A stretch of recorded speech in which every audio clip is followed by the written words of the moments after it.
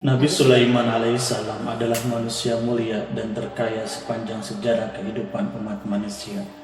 Sebagaimana banyak dikisahkan di dalam kitab suci, seperti Al-Quran, di dalam Alkitab, di dalam Injil, Nabi Sulaiman alaihissalam diceritakan sebagai manusia terkaya yang pernah hidup di muka bumi ini. Tidak ada satupun manusia yang bisa mengalahkan total kekayaannya. Para arkeolog telah menemukan situs peninggalan sejarah Islam yang mengungkap total kekayaan Nabi Sulaiman alaihissalam. Enes bin Yosef, seorang profesor dari Tel Aviv University, ia mengatakan bahwa 3000 tahun yang lalu Nabi Sulaiman alaihissalam diperkirakan memiliki kekayaan senilai 2,2 triliun US dollar. Apabila dikonversikan dengan nilai mata uang hari ini, maka nilainya setara dengan 32.891.870 triliun rupiah. Nilai itu berkali-kali lipat lebih banyak dari total kekayaan negara Indonesia yang hanya mencapai 11.454 triliun rupiah per 31 Desember 2021. Nabi Sulaiman alaihissalam juga memiliki beberapa mukjizat yang dahsyat. Di antaranya Nabi Sulaiman bisa berbicara dengan bahasa binatang. Beliau juga dapat memerintahkan mereka untuk melakukan sesuatu. Beliau juga dapat mengendalikan besar kecilnya tekanan angin dan dapat mengatur ke arah mana angin akan berhembus. Sehingga dengan itu Nabi Sulaiman dapat memanfaatkan angin sebagai kendaraannya dan juga kendaraan tentaranya. Nabi Sulaiman alaihissalam juga bisa melunakkan besi dan membentuknya menjadi pakaian perang yang anti tusukan senjata tajam. Nabi Sulaiman memimpin para jin, mereka tunduk dan patuh pada perintah Nabi Sulaiman. Tidak hanya itu, setan dan iblis laknatullah yang merupakan makhluk pembangkang dapat dibuat tunduk bertekuk lutut pada perintah-perintah Nabi Sulaiman. Nabi Sulaiman bisa melakukan teleportasi, yaitu berpindah dari satu tempat ke tempat yang lain dalam waktu yang singkat. Peristiwa tersebut dibuktikan dengan pemindahan singgasana Ratu Bilqis atas perintah Nabi Sulaiman alaihissalam. Nabi Sulaiman dikenal sebagai raja yang adil dan bijaksana. Nabi Sulaiman diberkahi kecerdasan yang sangat luar biasa untuk menyatupadukan segenap kekuatan yang Allah berikan kepadanya. Ia mengelola dan membawa kerajaan yang menjadi kekuatan yang sangat raksasa yang tak terkalahkan di masanya. Pertanyaan yang mendasar yang muncul kali ini, dari mana sumber kekayaan dan kekuatan Nabi Sulaiman alaihissalam? Untuk mendapatkan jawaban dari pertanyaan itu, simak video ini sampai akhir. Sebelum itu, mari bantu channel ini untuk terus berkembang dengan cara subscribe dan nyalakan tanda loncengnya. Berikan komentar yang positif, berikan like dan share video ini. Semoga bernilai amal jariah karena ikut mensiarkan kisah Islami pada masyarakat Islam dan dunia. Terima kasih. A'udzu billahi minasy syaithanir rajim. Bismillahirrahmanirrahim. وَلَقَدْ آتَيْنَا دَاوُودَ وَسُلَيْمَانَ عِلْمًا وَقَالَ الْحَمْدُ لِلَّهِ الَّذِي فَضَّلْنَا عَلَى كَثِيرٍ مِّنْ عِبَادِهِ الْمُؤْمِنِينَ وَوَرِثَ سُلَيْمَانَ دَاوُودَ وَقَالَ يَا أَيُّهَا الناس علمنا منطق الطير وأوتينا من كل شيء إن هذا لهو الفضل المبين.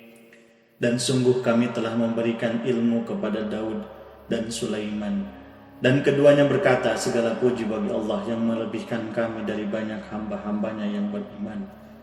Dan Sulaiman telah mewarisi Daud, dan dia Sulaiman berkata, wahai manusia, kami telah diajari bahasa burung dan kami diberi segala sesuatu. Sungguh semua ini benar-benar karunia yang nyata. Quran Surat An-Naml ayat 15-16. Saudara-saudaraku yang dirahmati Allah, pada ayat di atas disebutkan bahwa Nabi Sulaiman telah mewarisi Daud.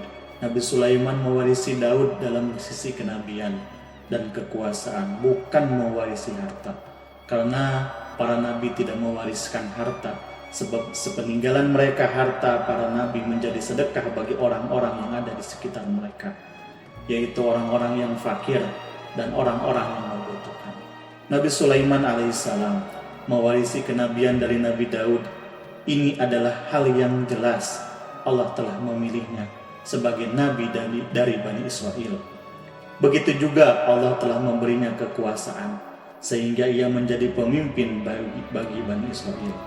Barangkali sesuatu yang paling penting yang diwarisi oleh Nabi Sulaiman dari Nabi Daud adalah tradisi militer.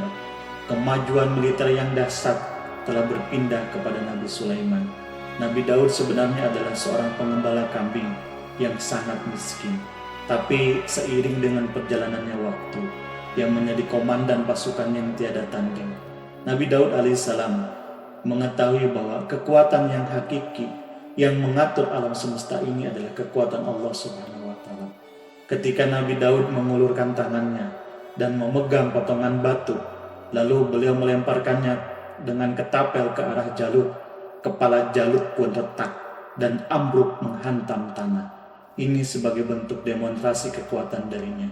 Kehadiran Nabi Daud mengubah pasukan Bani Israel, di mana mereka sebelumnya lari jika berhadapan dengan musuh, maka kini keberadaan mereka mulai diperhitungkan di masa hidupnya. Nabi Daud mengalami peperangan yang sangat banyak, tapi Al-Quran tidak menceritakan secara terperinci hal itu. Al-Quran adalah kitab dakwah di jalan Allah, bukan kitab sejarah. Nabi Daud belum pernah terkalahkan dalam peperangan yang diikutinya. Di samping pertolongan yang Allah berikan kepadanya, pasukan dan rakyatnya juga adalah orang-orang yang bertauhid, senantiasa menyerahkan diri dengan segala sesuatu kepada Allah Subhanahu wa Ta'ala. Inilah yang menjadikan pasukannya memiliki keistimewaan yang dengannya mereka dapat mengalahkan pasukan-pasukan lain. Pasukan-pasukan besar yang ada di bumi pada saat itu, Allah Subhanahu wa Ta'ala berfirman di dalam Quran surah Saba ayat 10, dan kami telah melunakkan besi untuknya. Baju besi mungkin akan menjadi masalah dalam benak kita ketika orang-orang akan berperang. Baju besi cukup mengganggu gerakan mereka. Kita bisa membayangkan ketika ada dua orang berperang, salah satunya dapat bergerak bebas, sementara yang lainnya tidak leluasa bergerak karena tertahan dengan pakaiannya. Namun dengan kekuasaan Allah Subhanahu wa Ta'ala, Nabi Daud dapat melunakkan besi, dapat membuat baju besi yang ringan, yang mudah untuk digunakan. Ini adalah kemajuan penting yang Allah berikan kepada Nabi Daud dan tentaranya. Kemajuan itu kemudian diajarkan, diwariskan, dan dimiliki oleh Nabi Sulaiman alaihissalam. Memiliki pasukan yang dahsyat yang melebihi pasukan manapun di bumi saat itu, atau bahkan mungkin saat ini. Bahkan Allah Subhanahu wa Ta'ala menambahkan karunia-Nya kepada Nabi Sulaiman yang disebutkan di dalam Quran surat An-Naml ayat 16. Dan Sulaiman telah mewarisi Daud, dan dia berkata, "Wahai manusia, kami telah diberi pengertian tentang suara burung, dan kami diberi segala sesuatu. Sesungguhnya ini benar-benar suatu karunia yang nyata." Saudara-saudaraku yang dirahmati Allah, pada suatu hari Nabi Sulaiman alaihissalam menengadahkan tangannya, mengangkat tangannya berdoa kepada Allah. Tak ada satupun dari para nabi yang berdoa kepada Allah, doanya pasti dikabul. Doa Nabi Sulaiman alaihissalam direkam di dalam Quran surat As-Sod, di dalam Quran surat Sod ayat 35. Nabi Sulaiman berkata, "Ya Tuhanku, ampunilah aku, anugerahkanlah kepadaku kerajaan yang tidak dimiliki oleh seorang pun sesudahku." Nabi Sulaiman menginginkan dari Allah suatu kerajaan yang belum pernah diperoleh oleh siapapun. Allah Subhanahu wa Ta'ala mengabulkan doa Nabi Sulaiman dan memberinya kerajaan tersebut. Nabi Sulaiman mewarisi kekaisahan kenabian, hikmah dan ilmu dari Nabi Daud alaihissalam. Orang-orang menyebutnya Nabi Sulaiman Al-Hakim, Sulaiman yang bijaksana. Kebijaksanaan Nabi Sulaiman tidak terbatas di tengah-tengah manusia, namun kebijaksanaan Nabi Sulaiman juga berlaku di kalangan burung dan binatang-binatang yang lainnya. Nabi Daud tidak hanya mengenal bahasa burung, Nabi Sulaiman tidak hanya mengenal bahasa burung, tetapi Nabi Sulaiman juga dapat berbicara dengan bahasa burung. Bahkan ia dapat menjadikannya sebagai pembantu. Ketika Nabi Daud bertasbih, gunung-gunung dan burung-burung serta binatang-binatang buas ikut bertasbih bersamanya. Bahkan angin pun berhenti untuk mendengarkan tasbih itu. Allah Subhanahu wa Ta'ala memberinya karunia di mana binatang-binatang buas tunduk padanya. Begitu juga angin dan burung. Saudara-saudaraku yang dirahmati Allah, Nabi Sulaiman alaihissalam mampu mendengarkan bisikan semut yang berbicara kepada sesama mereka. Bahkan ia mampu memerintahkan semut sehingga semut itu menjadi taat kepada perintahnya. Pasukan Nabi Sulaiman memiliki kekuatan yang sangat dahsyat. Belum pernah ada di dunia ini satu pasukan yang memiliki kekuatan seperti itu. Kekuatan Nabi Sulaiman berasal dari beberapa kombinasi yang sangat mengagumkan, sehingga karenanya ia tidak dapat tertandingi. Kekuatan itu terdiri dari manusia, binatang-binatang, jin, dan lain-lain. Sebagaimana kita ketahui bahwa jin adalah makhluk Allah dan manusia tidak mampu melihatnya, atau bahkan menghadirkannya, atau meminta pertolongan kepadanya.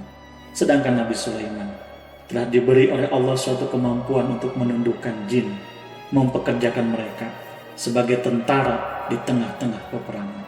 Karena itu, ketika ada pasukan lain yang mencoba melawan pasukan Nabi Sulaiman, mustahil mereka akan mendapatkan kemenangan.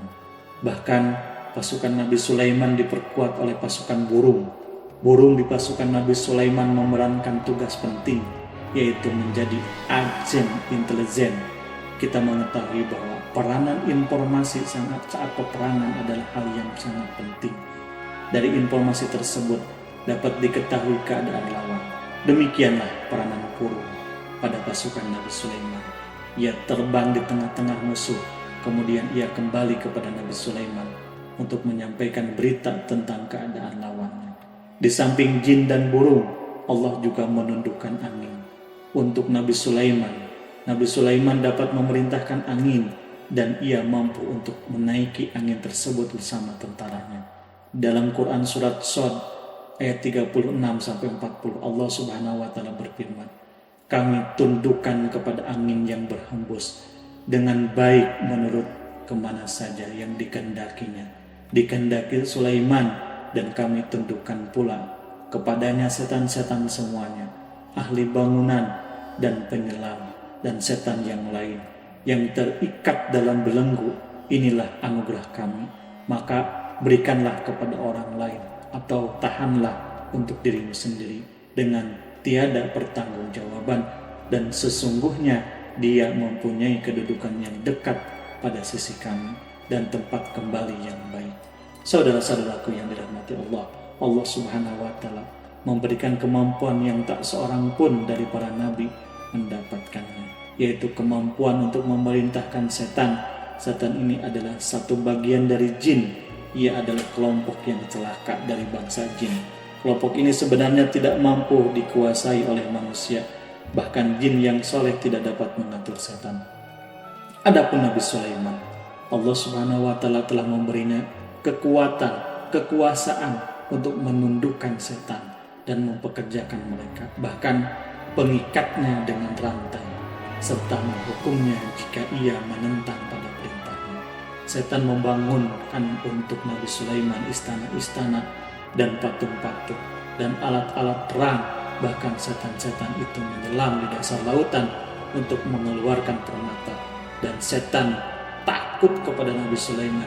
Jika ada di antara setan yang menentang perintahnya, maka Nabi Sulaiman alaihissalam akan mengikatnya dengan rantai. Ini semua menunjukkan kekayaan, kejayaan Nabi Sulaiman dan kekuasaannya, di mana ia mampu mengatur banyak makhluk di muka bumi ini. Tentu saja kemampuan itu semua adalah atas izin atau kehendak dari Allah Subhanahu wa taala. Sebagai mukjizat darinya, Allah Subhanahu wa taala berfirman di dalam Quran surat Saba ayat 12, "Dan sebagian dari jin ada yang bekerja di hadapannya di bawah kekuasaannya dengan izin Tuhannya, dan siapa yang menyimpang di antara mereka dari perintah kami, maka kami rasakan kepadanya adab neraka yang apinya menyala-nyala."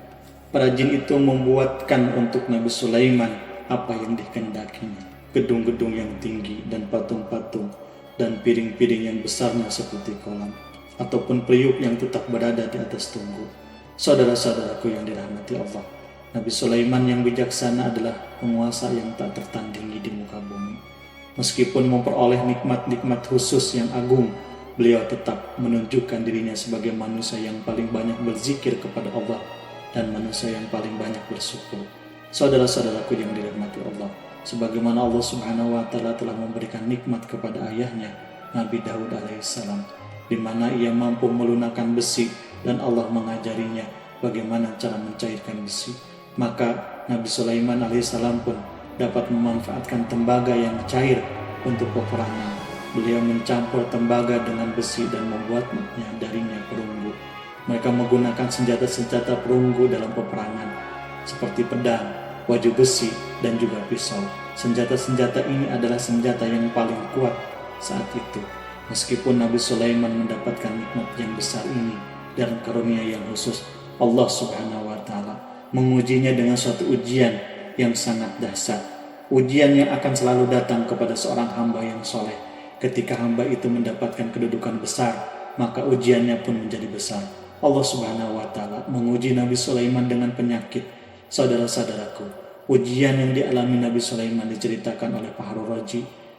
Nabi Sulaiman alaihissalam diuji dengan suatu penyakit yang keras, bahkan dokter saat itu tidak mampu mengatasinya, sehingga para dokter dari kalangan manusia dan kalangan jin tidak mampu untuk menghilangkan penyakit itu. Lalu burung-burung menghadirkan rumput-rumput yang dianggap sebagai obat, tetapi Nabi Sulaiman tak kunjung sembuh. Semakin hari penyakit Nabi Sulaiman semakin menjadi-jadi, sehingga ketika Nabi Sulaiman duduk di atas kursi, ia duduk bagaikan tubuh tanpa roh. Seakan-akan ia mati karena saking kerasnya penyakit yang dideritanya. Sakit yang diderita oleh Nabi Sulaiman alaihissalam berlangsung sangat lama. Nabi Sulaiman tidak henti-hentinya berzikir kepada Allah, meminta kesembuhan kepada Allah, dan mengungkapkan rasa cintanya kepada Allah. Selesailah ujian Allah terhadap hambanya Nabi Sulaiman alaihissalam. Beliau pun sembuh. Nabi Sulaiman merasakan kembali kesehatannya. Setelah ia mengetahui segala kejayaan dan segala kekuasaan serta segala kebesarannya tidak mampu menghilangkan penyakit yang dideritanya kecuali jika Allah menghendakinya. Saudara-saudaraku yang dirahmati Allah, Nabi Sulaiman telah membangun tempat ibadah, tempat sujud sehingga manusia bisa menyembah Allah. Itu menunjukkan keunggulan seni arsitektur dan seni pahat. Orang-orang yang membangun rumah ini berjumlah puluhan ribu orang. Tentu setiap kelompok dari mereka memiliki pekerjaan masing-masing.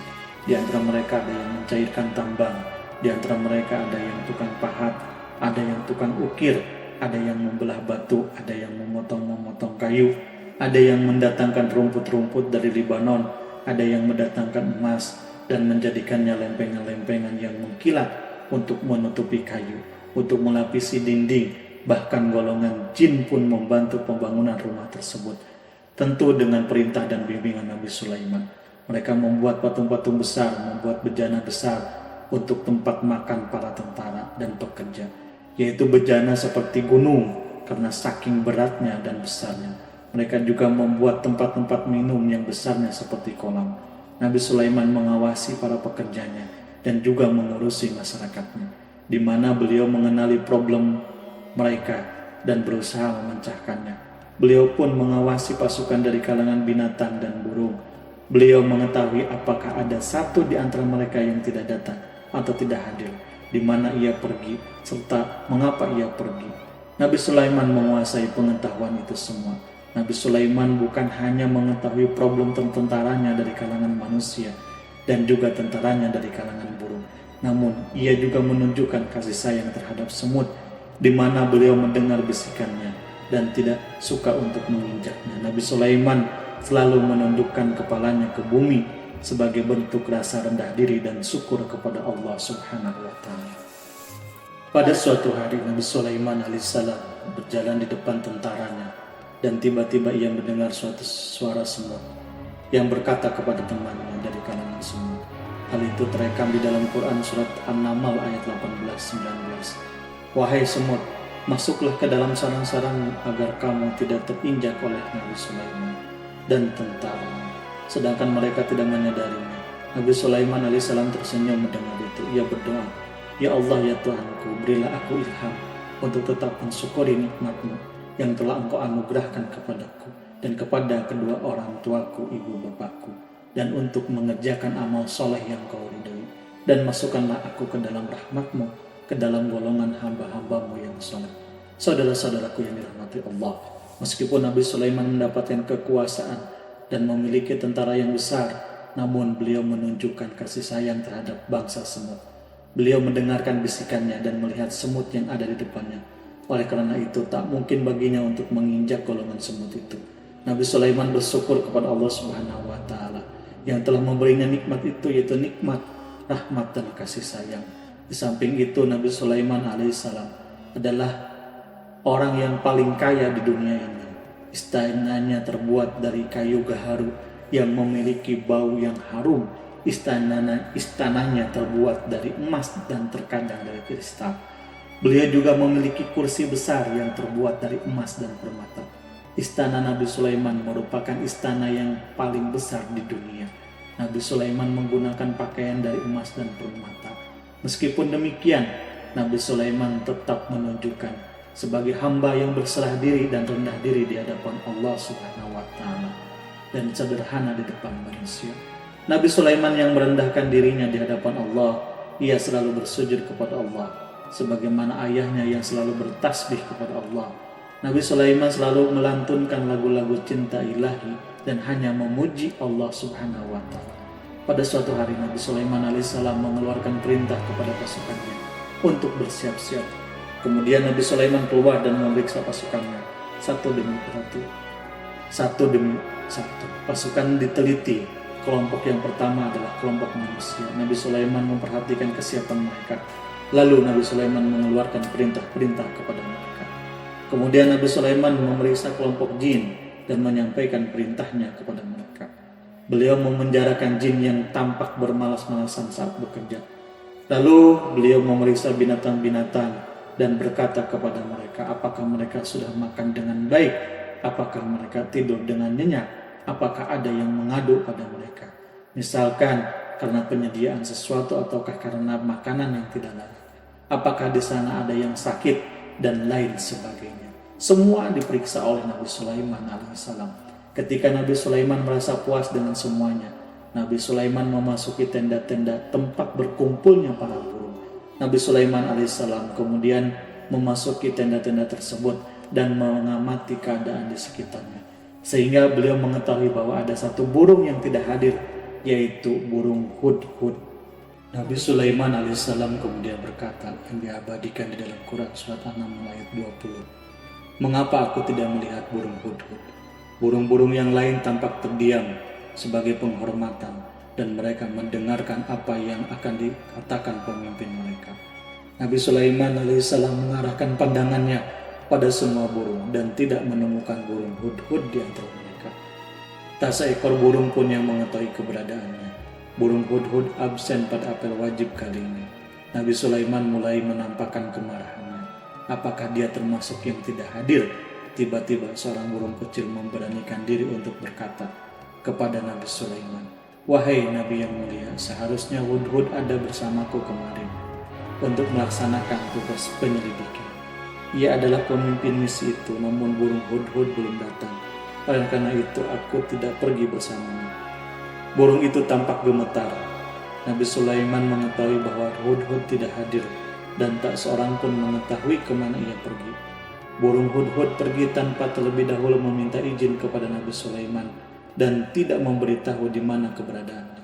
Namun dalam keadaan marah Nabi Sulaiman berkata, sungguh aku benar-benar akan mengazabnya dengan azab yang keras atau benar-benar menyembelihnya, kecuali jika ia benar-benar datang kepadaku dengan alasan yang jelas. Kawanan burung-burung mengetahui bahwa Nabi Sulaiman alaihissalam sedang marah dan telah menetapkan untuknya menyiksa hudhud atau menyembelihnya atau justru memaafkan dengan syarat ia datang dengan membawa alasan yang dapat menyelamatkannya, atau dengan kata lain burung hudhud dapat memastikan bahwa ia melaksanakan tugas yang penting. Nabi Sulaiman menunjukkan kemarahan yang besar sehingga siapapun akan merasa takut ketika Nabi Sulaiman marah. Namun kemarahannya karena membela kebenaran. Kemudian beliau dapat melaksanakan ancamannya dengan cara yang mudah. Seekor burung tampak gemetar ketakutan melihat kemarahan Nabi Sulaiman. Lalu beliau mengulurkan tangannya ke burung itu dan memegang-megang kepalanya sehingga Burung itu pun merasa tenang dan merasa takutnya hilang. Nabi Sulaiman kemudian pergi dan dari tempat burung dan menuju ke istananya.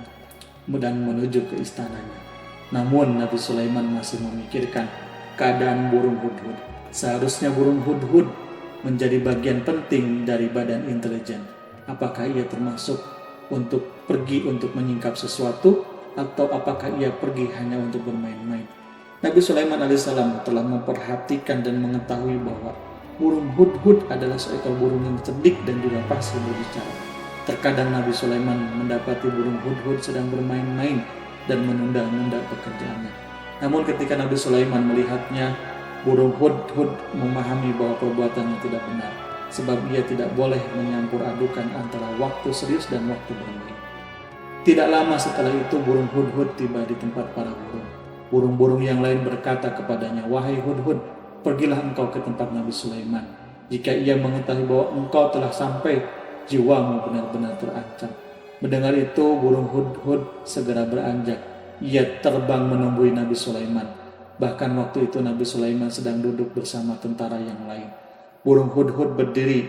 Ia telah merencanakan untuk memulai pembicaraannya dengan Nabi Sulaiman. Sebelum Nabi Sulaiman bertanya kepadanya, kemana dia pergi. Ini sebagai bukti bahwa hudhud telah melaksanakan tugas yang penting di dalam Quran surat An-Naml ayat 22. Burung hudhud berbicara, "Aku telah mengetahui sesuatu yang kamu belum mengetahuinya, dan kubawa kepadamu dari negeri Sabah suatu berita penting yang diyakini seakan-akan burung hudhud hendak berkata, aku adalah hudhud yang miskin, tapi aku mengetahui apa yang tidak engkau ketahui. Dan aku telah datang kepadamu dari kerajaan Sabah dengan membawa berita yang sangat penting." Nabi Sulaiman tampak terdiam. Ia menunggu hudhud menyelesaikan kisahnya yang tertulis di dalam Quran surat An-Naml ayat 23 sampai 24. Burung hudhud berkata, "Sesungguhnya aku menjumpai seorang wanita yang memerintah mereka. Dia dianugerahi segala sesuatu serta mempunyai singgasana yang besar. Aku mendapati dia, kaumnya menyembah matahari selain Allah, dan setan telah menjadikan mereka memandang indah atas perbuatan-perbuatan mereka, lalu menghalangi mereka dari jalan Allah sehingga mereka tidak mendapatkan petunjuk." Burung hudhud diam sejenak, dan Nabi Sulaiman merasa bahwa burung hudhud kepasihan lisannya dan berbicara dengan baik kepadanya. Nabi Sulaiman berkata kepadanya di dalam Quran surat An-Naml ayat 27, sambil menunjukkan senyum manisnya di wajah Nabi Sulaiman berkata, "Akan kami lihat apakah kamu benar, wahai hudhud, ataukah kamu termasuk orang-orang yang berdusta?" Seakan-akan burung hudhud ingin mengatakan, "Aku tidak berbohong, wahai Nabi yang mulia." Namun diamnya Nabi Sulaiman membuatnya takut, sehingga burung hudhud terdiam. Nabi Sulaiman terdiam karena berpikir, lalu ia memutuskan sesuatu. Setelah itu beliau mengangkat kepalanya dan meminta secari kertas dan pena. Nabi Sulaiman menulis surat singkat dan menyerahkannya kepada hudhud, serta memerintahkan kepadanya di dalam Quran surat An-Naml ayat 28, pergilah dengan membawa surat ini, lalu jatuhkanlah kepada mereka. Kemudian berpalinglah dari mereka, lalu perhatikanlah apa yang mereka bicarakan. Al-Quranul Karim hanya menceritakan di dalam Quran surat An-Naml bagaimana perginya hudhud dan bagaimana ia menyerahkan surat itu. Lalu Al-Quran langsung menyebutkan keadaan kerajaan Balkis, Ratu Balkis yang saat itu sedang membaca surat tersebut di depan para pembesar-pembesar kerajaannya dan para menterinya. Dalam Quran surat An-Naml ayat 29 sampai 31, berkatalah Balkis, "Wahai pembesar-pembesar, sesungguhnya telah dijatuhkan kepadaku sebuah surat yang mulia. Sesungguhnya surat ini dari Sulaiman, dan sesungguhnya isinya dengan menyebut nama Allah yang Maha Pengasih lagi Maha Penyayang, bahwa janganlah kalian berlaku sombong terhadapku, dan datanglah kepadaku sebagai orang-orang yang berserah diri." Saudara-saudaraku yang dirahmati Allah, dalam surat itu Nabi Sulaiman disebutkan hendaklah mereka menyerahkan diri dan tunduk kepada perintah Nabi Sulaiman. Nabi Sulaiman memerintahkan agar mereka meninggalkan penyembahan terhadap matahari. Nabi Sulaiman tidak mempersoalkan akidah mereka. Nabi Sulaiman hanya memerintahkan bahwa ia berada di atas kebenaran. Bukanlah ia didukung dengan kekuatan yang berlandaskan keyakinan yang dimilikinya. Nabi Sulaiman hanya memerintahkan mereka agar tunduk dan patuh kepadanya. Ratu Sabah menyampaikan surat-surat tersebut di tengah-tengah kaumnya. Dalam Quran surat An-Naml ayat 32 dijelaskan, berkatalah Balkis, wahai para pembesar, berilah aku pertimbangan dalam urusanku ini. Aku tidak pernah memutuskan sesuatu persoalan sebelum kamu benar-benar berada dalam majelisku. Saudara-saudaraku yang dirahmati Allah, para pembesar istana Balkis menentang surat tersebut. Isi surat itu membangkitkan kesombongan kaum Sabah, di mana mereka merasa lebih kuat. Mereka mengetahui bahwa di sana ada seorang yang mencoba menantang mereka dan mengisyaratkan peperangan kepada mereka. Lalu ia meminta kepada mereka untuk memenuhi syarat-syarat. Sebelum terjadinya peperangan dan kekalahan, di dalam Quran surat An-Nahl ayat 33, mereka menjawab, kita adalah orang-orang yang memiliki kekuatan dan juga memiliki keberanian yang sangat di dalam peperangan. Dan keputusan berada di tanganmu, wahai rajaku. Maka pertimbangkanlah apakah akan kamu perintahkan saudara-saudaraku yang dirahmati Allah. Para pembesar kaum Sabah seakan-akan ingin berkata jika kita siap untuk melaksanakan perang. Tampaknya ratu itu memiliki kebijaksanaan yang lebih baik dari pembesar-pembesar kaumnya. Surat Sulaiman itu membuatnya berpikir lebih jernih dan lebih berhati-hati. Ia berusaha sebisa mungkin menghindari peperangan. Ratu itu berpikir dalam tempo yang lama. Nabi Sulaiman tidak pernah diketahuinya dan ia pun belum pernah mendengarnya. Oleh karena itu, Ratu kaum Sabah tidak mampu mengetahui dan mendeteksi seberapa besar kekuatan Nabi Sulaiman. Boleh jadi Nabi Sulaiman memiliki kekuatan yang dahsyat sehingga ia mampu memerangi kekuasaannya dan mengalahkannya. Kemudian Ratu memperhatikan apa yang ada di sekelilingnya. Ia melihat kemajuan masyarakatnya dan juga kekayaannya. Barangkali ia mengira bahwa Nabi Sulaiman iri terhadap kemajuan dan kekayaannya itu, sehingga Nabi Sulaiman ingin menyerangnya. Setelah mempertimbangkan isi surat Nabi Sulaiman dengan cermat, Ratu Sabah memilih untuk tidak ceroboh dan bodoh. Ratu lebih suka untuk menggunakan bahasa kelembutan. Ia mengirim kepada Nabi Sulaiman suatu hadiah yang besar. Ratu mengira bahwa Nabi Sulaiman seorang yang ambisius, yang boleh jadi ia telah mendengar tentang kekayaan kerajaan Sabah. Pada utusan pergi dengan membawa hadiah dari Ratu Sabah. Ratu berharap agar mereka dapat memasuki kerajaan Nabi Sulaiman dan akan mengetahui kondisi kerajaannya saat mereka pulang. Ratu ingin mendengar secara langsung dari mereka tentang bagaimana keadaan kaum Nabi Sulaiman dan pasukannya. Setelah mendapatkan informasi yang cukup, maka Ratu Balkis dapat membuat suatu keputusan yang tepat. Ratu menyembunyikan apa yang terlintas di dalam pikirannya. Lalu ia berbicara kepada pembesar-pembesar istana bahwa ia dapat menyingkap niat jahat Raja Sulaiman melalui cara mengirimkan hadiah kepadanya. Ratu lebih memilih cara tersebut dan menunggu reaksi dari Nabi Sulaiman. Ratu berhasil memuaskan para pembesar-pembesar istana. Untuk sementara ia menghilangkan ide untuk berperang. Karena para raja jika menyerang suatu desa, maka pemimpin desa tersebut adalah orang yang paling banyak mendapatkan kehinaan akhirnya. Para pembesar kaum merasa puas dengan pikiran Ratu Balkis. Saudara-saudaraku yang dirahmati Allah, dalam Al-Quran surat An-Naml ayat 34-35 dijelaskan Ratu Balkis berkata, sesungguhnya raja-raja apabila memasuki suatu negeri, niscaya mereka akan membinasakannya dan menjadikannya penduduknya yang mulia menjadi hina, dan demikian pula lah yang akan mereka perbuat. Dan sesungguhnya aku akan mengirim utusan kepada mereka dengan membawa hadiah, dan aku akan menunggu apa yang akan dibawa kembali oleh utusanku itu. Saudara-saudaraku yang dirahmati Allah, kemudian sampailah hadiah itu dari Ratu Balkis kepada Nabi Sulaiman. Para intelijen Nabi memberitahu bahwa utusan Balkis datang dengan membawa hadiah. Nabi Sulaiman langsung mengetahui bahwa Ratu Balkis itu sengaja mengirim orang-orangnya untuk mengetahui atau mendapatkan informasi tentang kekuatannya.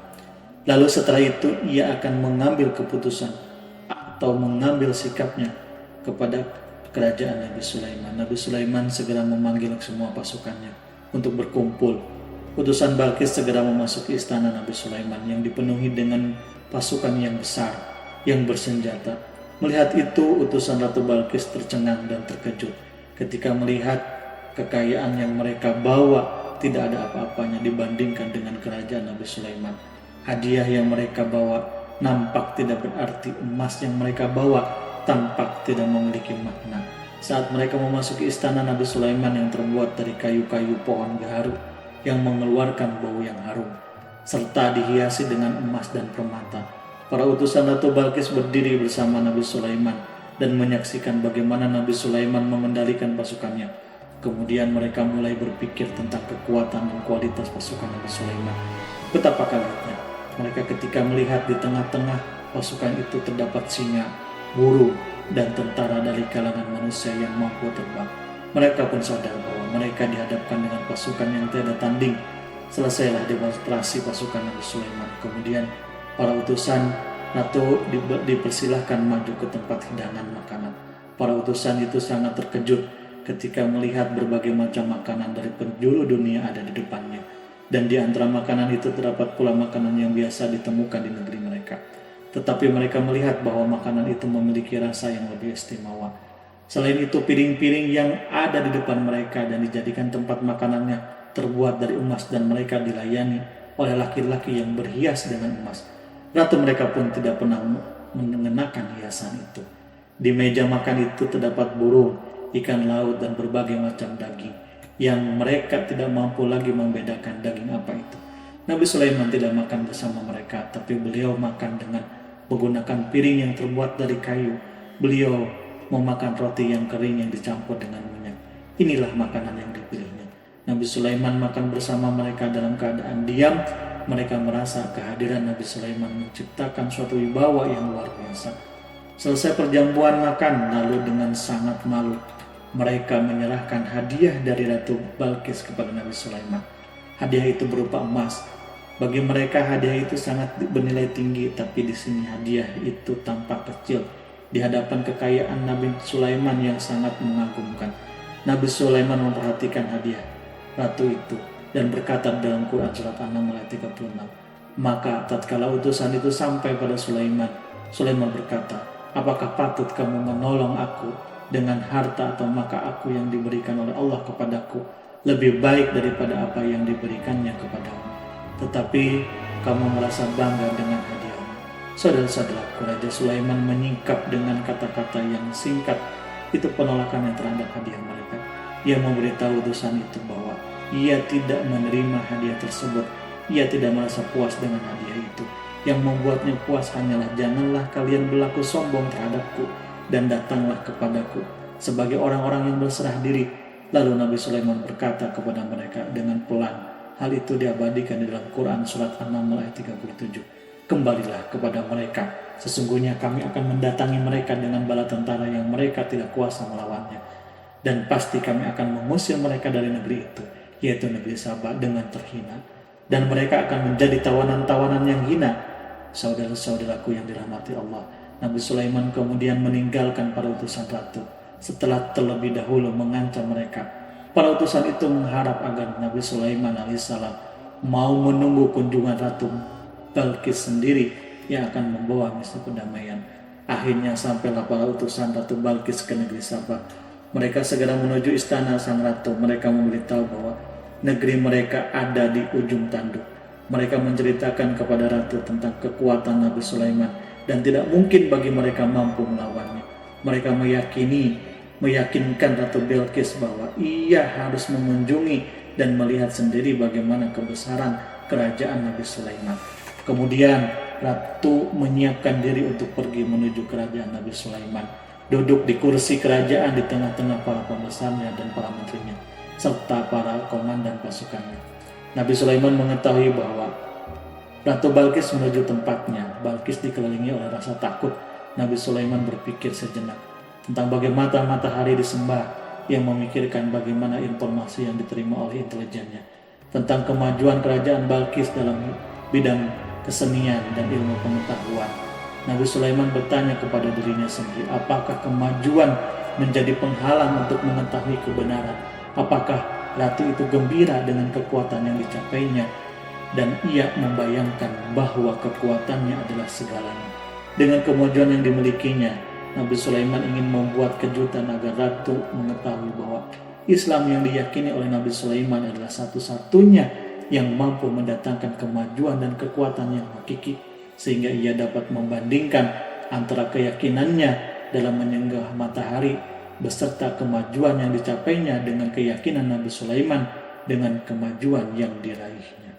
Saudaraku yang dirahmati Allah, para mata-mata Nabi Sulaiman telah memberitahu bahwa hal yang sangat disegani dan dikagumi oleh kaum Balkis adalah kerajaan Sabah, yaitu singgasana Raja Balkis. Singgasana itu terbuat dari emas dan batu mulia. Singgasana tersebut dijaga oleh penjaga yang sangat disiplin, di mana mereka tidak pernah lalai sedikit pun. Oleh karena itu, sangat tepat apabila Nabi Sulaiman menghadirkan singgasananya di sini, di kerajaannya, sehingga ketika Ratu Bilqis tiba, maka ia dapat duduk di atasnya. Nabi Sulaiman ingin membuat kejutan kepadanya dan menunjukkan bahwa kemampuannya tersebut yang berlandaskan pada keislaman. Nabi Sulaiman melakukan yang demikian itu dengan harapan agar si ratu tunduk kepadanya. Ide itu terlintas di dalam diri Nabi Sulaiman, lalu ia mengangkat kepalanya dan menoleh kepada anak buahnya. Hal itu diabadikan di dalam Quran surat An-Naml ayat 38. Wahai para pembesar-pembesar, siapakah di antara kamu sekalian yang sanggup membawa singgasananya kepadaku sebelum mereka datang kepadaku? Sebagai orang-orang yang berserah diri, saudara-saudaraku, perhatikanlah ungkapan pikiran Nabi Sulaiman tersebut. Semua pemikirannya berkisar tentang keislaman para penyembah matahari, tentang bagaimana beliau dapat memberikan petunjuk kepada mereka di jalan Allah. Yang pertama menjawab pertanyaan Nabi Sulaiman adalah jin Ifrit dari kalangan jin yang Allah telah menundukkan mereka kepada Nabi Sulaiman. Di dalam Quran surat An-Naml ayat 39 berkata Ifrit yang cerdik dari golongan jin, aku akan datang kepadamu dengan membawa singgasana itu kepadamu sebelum kamu berdiri dari tempat dudukmu. Sesungguhnya aku benar-benar kuat untuk membawanya lagi dapat dipercaya.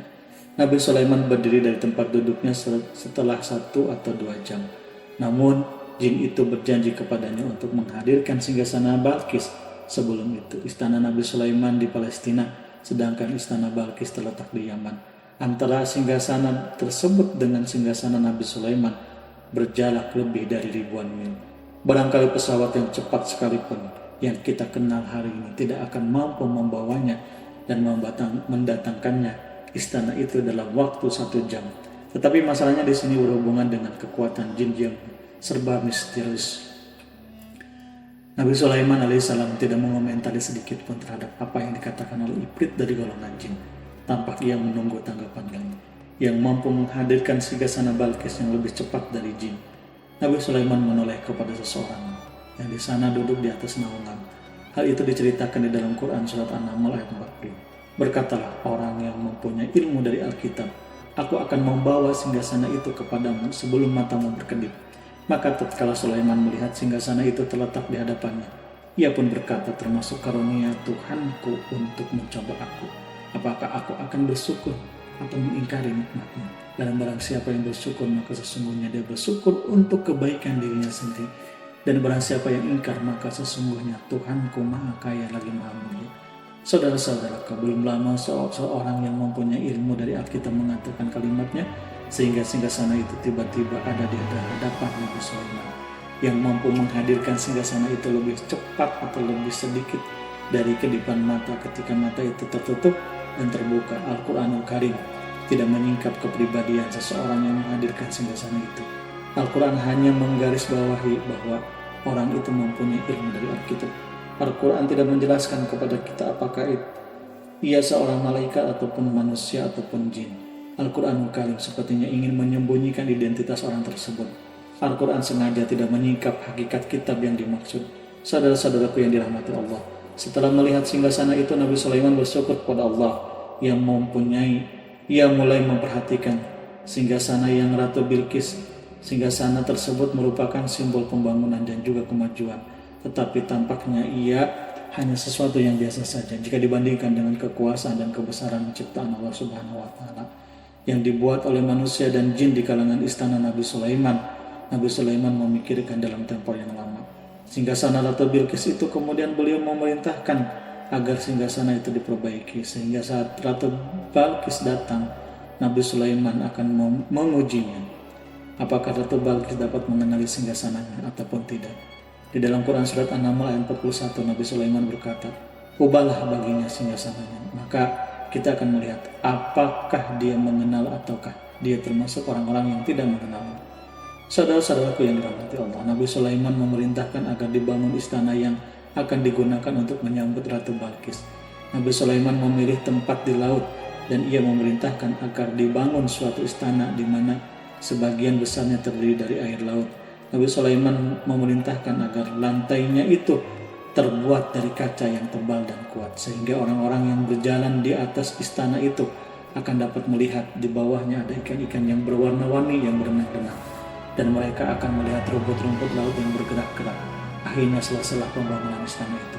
Saking bersihnya kaca lantainya sehingga tampak di sana tidak ada kaca. Burung hudhud memberitahu Nabi Sulaiman bahwa Bilqis telah sampai di dekat kerajaannya. Kemudian Ratu Bilqis datang. Al-Quran tidak menyebutkan keadaan Nabi Sulaiman saat menyambut Bilqis.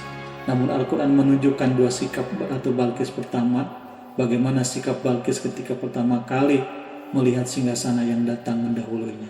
Padahal ia telah meninggalkan pengawalnya untuk tetap setia menjaga singgasana itu. Keadaan kedua adalah keadaan di depan istana yang dibangun untuk penyambutannya. Istana itu penuh dengan permata yang berenang, di bawahnya ikan-ikan, dan di dalam Quran surat An-Naml ayat 40 sudah dijelaskan. Dan ketika Bilqis datang ditanyakanlah kepadanya, "Serupa inikah singgasanamu?" Bilqis menjawab, "Seakan-akan singgasana ini adalah singgasanaku.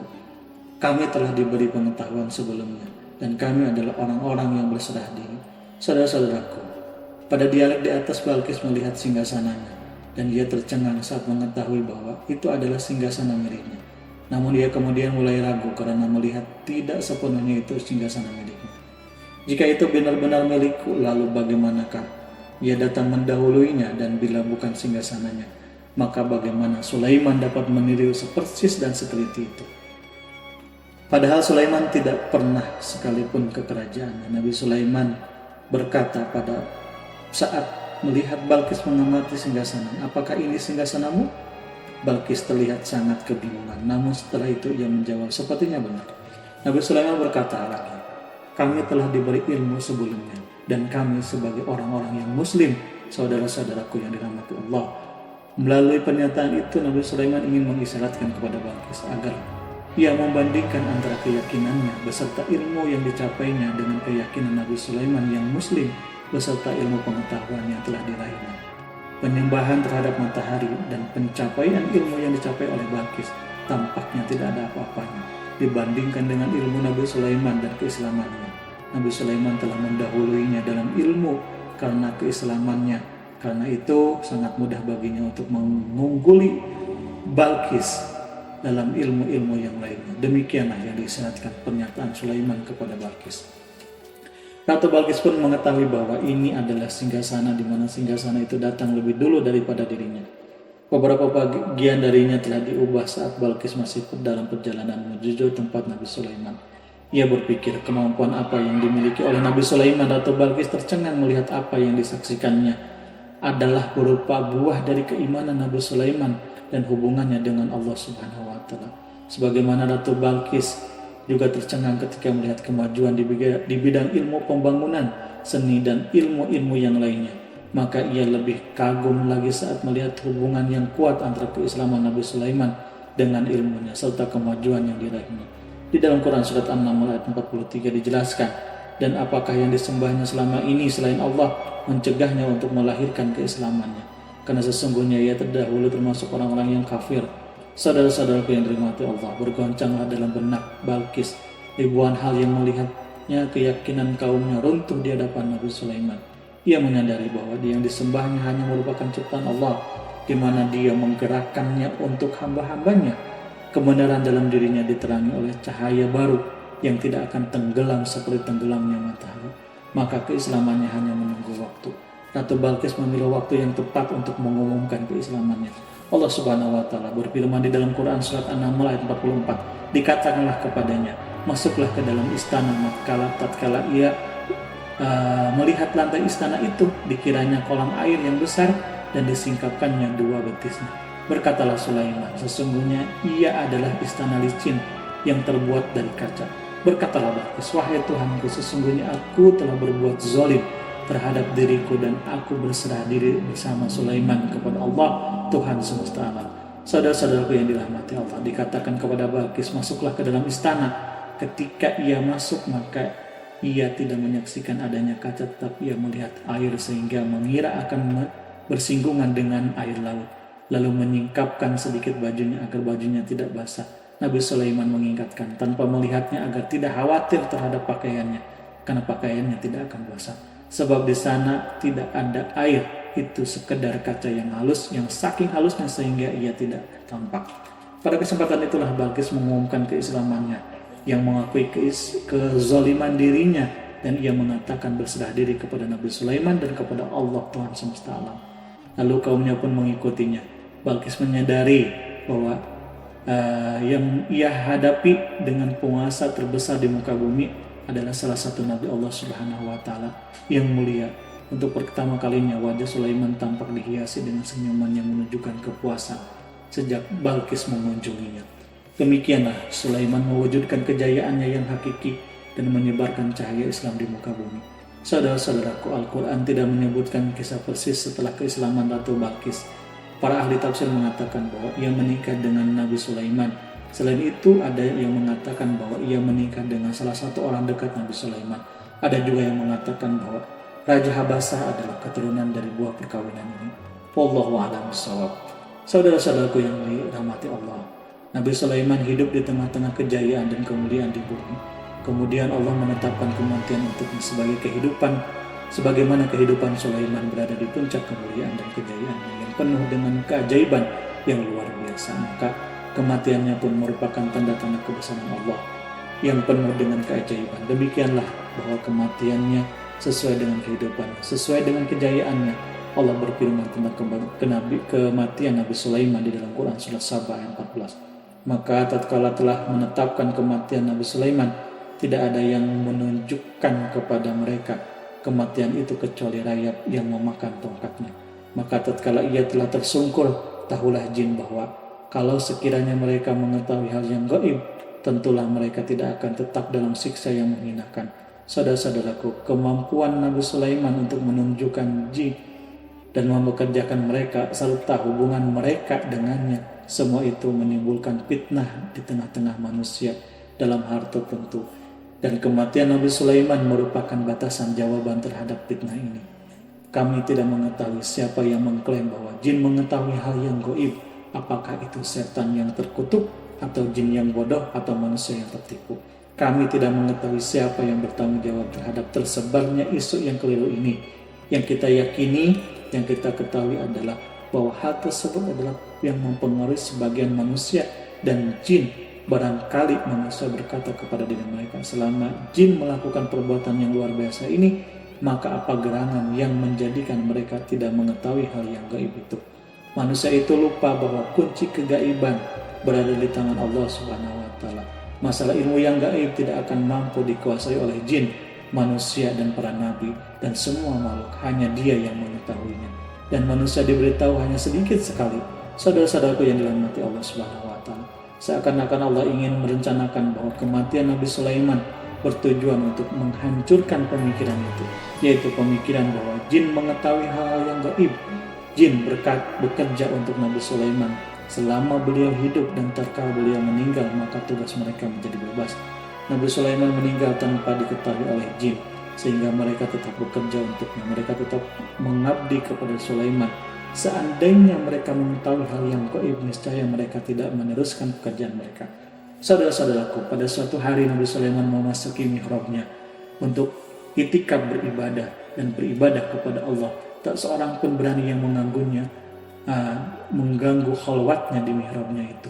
Mihrab Nabi Sulaiman terletak di puncak gunung dan dindingnya terbuat dari permata. Pada suatu hari Nabi Sulaiman duduk bersandar pada tongkatnya.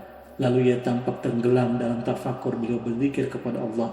Lalu setelah itu malaikat maut menemuinya di mihrabnya. Nabi Sulaiman pun meninggal beliau bersandar kepada tongkatnya.